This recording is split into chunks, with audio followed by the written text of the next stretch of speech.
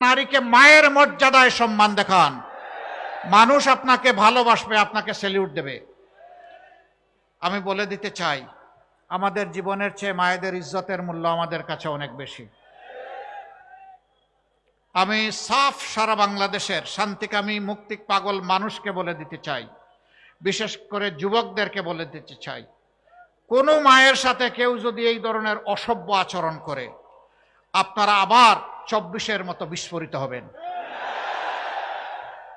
বলবেন জীবন দিব কিন্তু মায়ের মর্যাদা দেব না, কাউকে না মায়ের মর্যাদা নিয়ে টান দিতে দেব না, জীবনের বিনিময়ে হলেও মায়ের মর্যাদা রক্ষা করব। যারা মাদেরকে নিয়ে এইরকম অপমান করেন, এদেশের অর্ধেক হচ্ছেন আমাদের মায়ের সমাজ, তারা কিভাবে আশা করেন সেই মায়েরা তাদেরকে সমর্থন দেবে?